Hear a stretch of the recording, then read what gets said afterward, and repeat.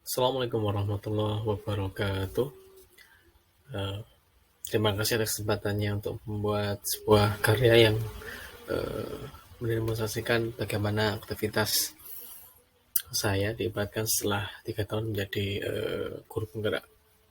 Tentunya punya dampak yang beragam, termasuk salah satunya adalah yang saya sajikan nanti. Ada 3 bagian. Yang pertama adalah bagian yang pertama di aktivitas guru penggerak.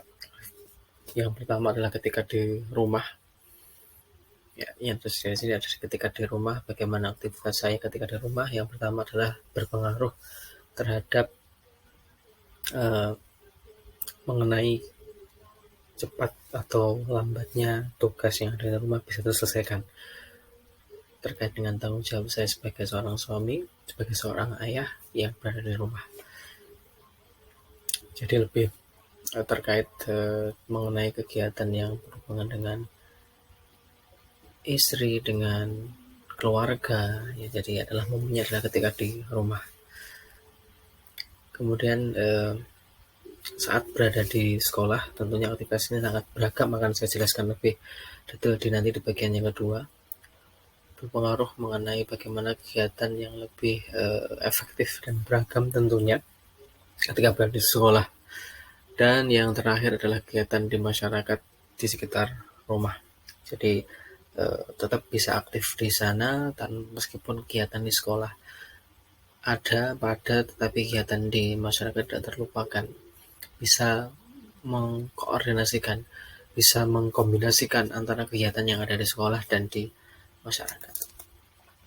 Oke.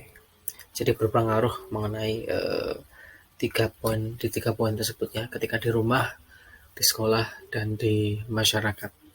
Oke, untuk berikutnya adalah bagian yang kedua, yaitu aktivitas yang bersifat rutin dan berkesinambungan atau berlanjut. Salah satu poinnya adalah ketika tes awal ya, ketika memasuki jenjang pertama di sekolah, khususnya di sekolah kami SMP ITIA Al-Uswah Bangil. Yang pertama adalah tes gaya belajar dari siswa.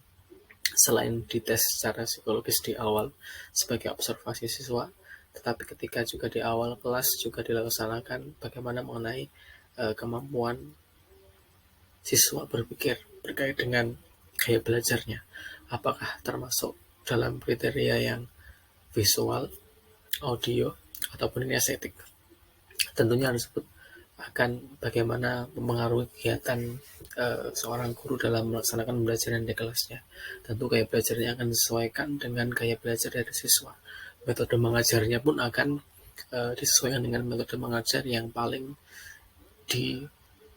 dominan, paling dioptimalkan, bisa dioptimalkan oleh siswa.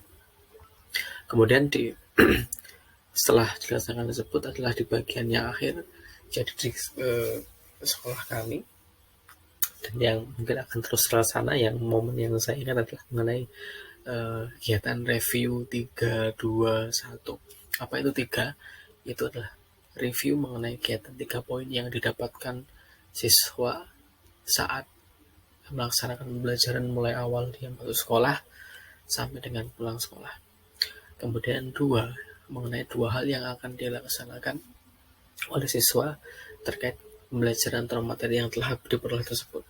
Kemudian yang terakhir adalah poin yang 1, adalah satu hal yang ingin ditanyakan oleh siswa, ingin didiskusikan oleh siswa tersebut, akan dijawab dan dijelaskan oleh guru yang mampu, yaitu rutinitas yang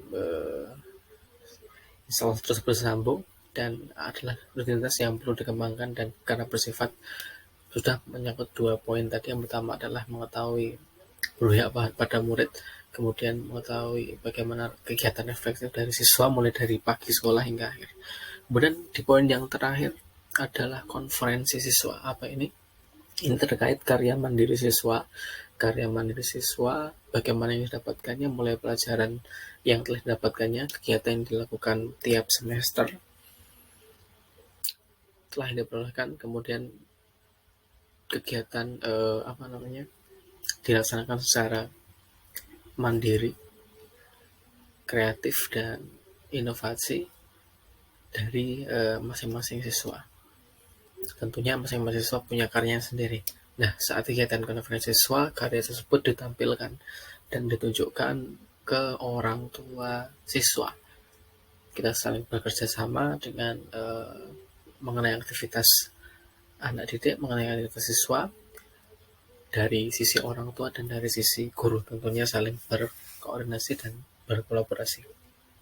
Dan yang di bagian terakhir, bagian ketiga adalah mengenai ad hoc. Ad hoc adalah kegiatan yang khusus diprogramkan. Di sana ada 3 poin. Yang pertama adalah modul, pembuatan modul pembelajaran sebagai karya dari guru. Tiap guru mapel menghasilkan karya mengenai mata pelajaran yang diampunya, diwujudkan dalam sebuah karya yang namanya modul. Meskipun kita nggak berlepas dari paket yang telah disediakan oleh dinas sebagai salah satu referensi atau acuan dalam pembuatan modul juga, tapi juga menunjukkan karya dari guru tersebut untuk dimanfaatkan oleh guru tersebut dan oleh siswa. Kemudian bagian ketiga berikutnya yang mungkin menjadi yang telah dilaksanakan adalah membuat lesson plan dalam bentuk book.